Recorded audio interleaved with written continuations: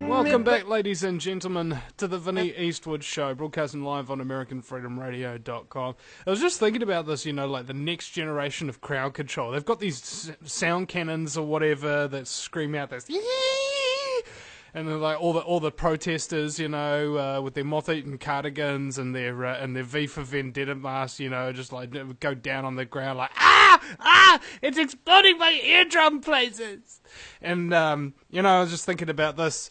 Bunch of cops roll in and their big thug-like gear and stuff like that, and they say to the crowd, "We have the moral authority here. We have the moral high ground." The whole crowd just starts laughing at them.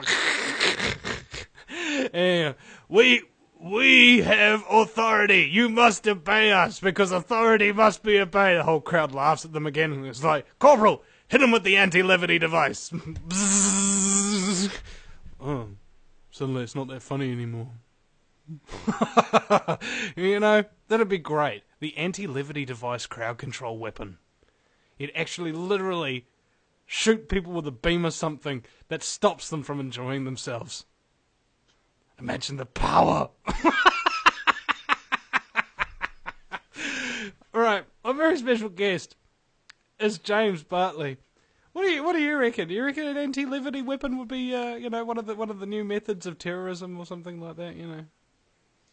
Well, we've seen the inverse of that, where humor is used as a weapon. You look at the presidential primaries of 2008, how all the Republican mainliners were instructed whenever Ron Paul said anything, whenever Ron Paul said "boo," right? They were all instructed just laugh hysterically, ha ha ha, giggle giggle giggle.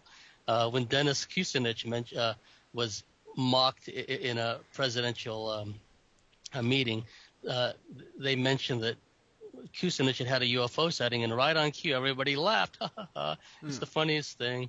And so, it wouldn't surprise me that. Did they call them mainliners because they're all frickin' addicted to heroin? Well, yeah, they're addicted to power, and some of them probably are druggies and smackies, I'm sure. Think about the House of Congress. How many of these people are on psychoactive medications or something like that, just sitting there amongst all of these other psychopaths who also can't think or feel or anything like that, popping a Prozac so they can actually tolerate it, wash it down with some Starburst and some Diet Coke? That is a fundamental, this whole pharmacological psychiatric tyranny is a fundamental aspect of control, because these SSRIs, not only do they destroy cognitive function, but they literally lower the vibratory ebb of the person and make it easier for entities to form an entity attachment and eventually take them up as a host.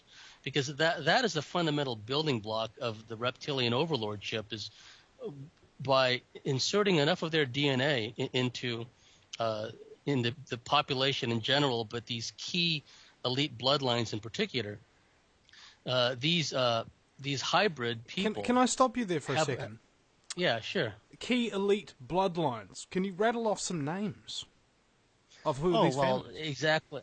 Oh, well, the royalty, so-called, the Rothschilds, the House of Windsor, the royal European bloodlines, but the elite all over the world, in China, the people, because what these entities do is they guide them through the whole system.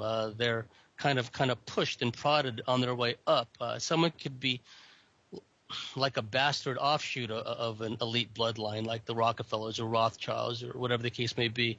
But there's always a guiding hand to move them through, and they wind up being in high finance, they wind up being in the media, whatever the case may be. So these are the types, but you see them at all strata of society. There's control freaks and sociopaths everywhere you go, because what the DNA manipulation leads to is a lot of people who are outwardly human, but they have a genetic and a spiritual predisposition to be taken up as a host by these entities. And what I try to get people to think about is... Are you saying that there's a sort of like a family relationship between people who get like abducted / possessed? Absolutely, because you look at the old term, familiar spirit, family being the operative part of that, familiar spirit, because people are tracked generationally. They're abducted in families, generation after generation after generation. And these entities, because the reptilians use a lot of other entities to do their bidding for them, a lot of the heavy lifting, but you always hear about the Greys, and there's different factions of Greys, Mantis being, so on and so forth. They actually work. Are these all the same things? Like, you know, I hear people talk about Greys, Archons, Demons, Jinn, Mind Parasites. Are they all the same thing or what? I believe there are expressions of the same thing, of this archontic influence. Just like you and I, most everyone is an expression of creation. This is a plane of dualities, and the dualities are becoming more extreme by the nanosecond. So people, if you notice, are getting more crazy, or they're becoming more grounded, more centered. And even very metaphysically, spiritually grounded people are having challenging times right now because the sun's going crazy and frequencies are increasing. This is why they're really pulling out all the stops, blasting us with discordant frequencies in the music and beaming us electromagnetically and with cell phone towers and so on and so forth, chem spraying us. So what happens is these entities take up these people who have a genetic predisposition to being a host. And what I like to tell people are serial murderers and child molesters are garden variety versions of the perps and pedos that pollute places like Bohemian Grove, Bilderberg, so on and so forth. Because if you look at like a serial murderer, just as you hear biologists and engineers talk about how form follows function, where serial murders are concerned, psychology follows neurology, which follows genetics. These serial murderers lack frontal lobe capacity. Frontal lobe capacity is our impulse control net. It's what keeps us from acting out impulsively and doing crazy things. And what they've done is scientists have done studies on serial killers, one of them in particular, Joel Rifkin, and they found out that not only do they are lacking in frontal lobe capacity, but they don't really have control of their extremities, their limbs, their hands, and their body in general. This is a deadly combination because just as mediums and shamans get these downloads, spiritual downloads of insight of someone's past lives or their own past lives, so on and so forth, what these entities do is they download sadistic imagery nonstop into these serial killers, and they play them endlessly in their minds, and they're forced to act out on them. And because they have... When you dream, for example, the body secretes a hormone into your body to paralyze you so that you don't act out your dreams. Is this kind of like the opposite of that, where they are actually really starting to act them out and they don't have control of it? Yes, it's a twofold process, because in their waking consciousness, a lot of times they will hear like a loud, high-pitched tone in their ear, or what sounds like a metallic kind of crunching sound, and then the sadistic imagery starts of torturing women, of killing women, of molesting children. And then when they're asleep, what happens is it's what I call astral dreamscape manipulation, the bait and switch tactic. And if I had more time, I would go into the dynamics and the details of this. But in short, what happens is the entities, they push into the sleeping hybrid, the person they're trying to turn into a serial killer, let's say. And oftentimes they already are taken up, or there's already an entity attachment within them. And what they do is once they're inside this sleeping person, they first eroticize their dreams. They make it seem this kind of adult content. I won't go into graphic detail, but they make it seem as if they're about to engage in intercourse with a very attractive woman. And just as they're about to engage in intercourse with this woman, they are sodomized from behind by this reptilian entity. And the person wakes up thinking, oh, that's a strange dream. They just kind of blow it off. But then it happens repetitively, where just as they're about to have intercourse, because it's a parallel psychological manipulation, the virtual environment they find themselves in, but the entities also trigger the arousal mechanism. So that sounds remarkably similar to how MK Ultra mind control programs work with the sensory deprivation and the bait and switching kind of thing. And that way, you can actually split the personality of certain individuals in order to create one personality for, say public life, and one personality for private life or military control, super soldiers, etc. Yes.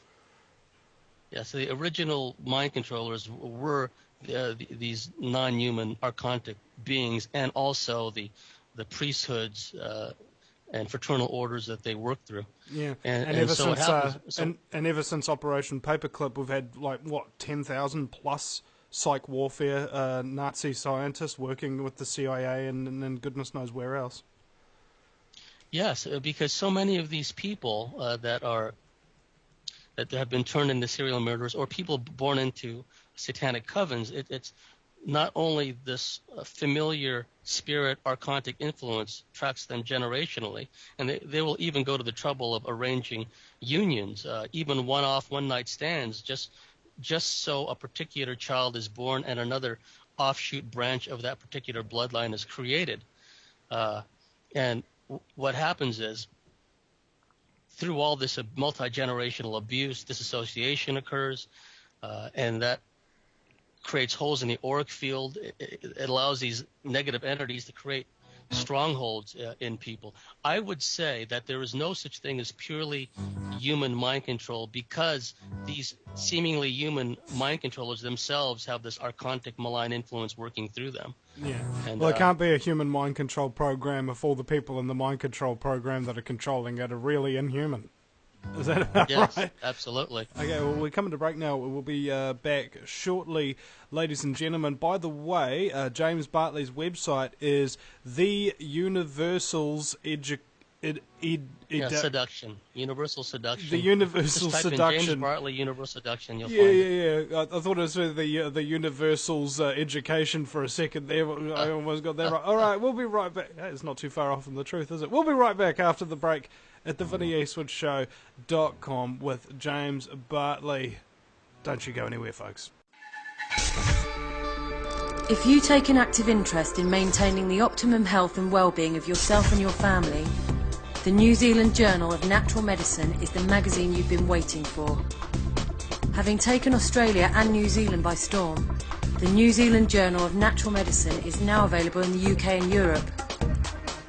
Visit www.nznaturalmed.co.uk or call 01626 337 531 to order your copy now.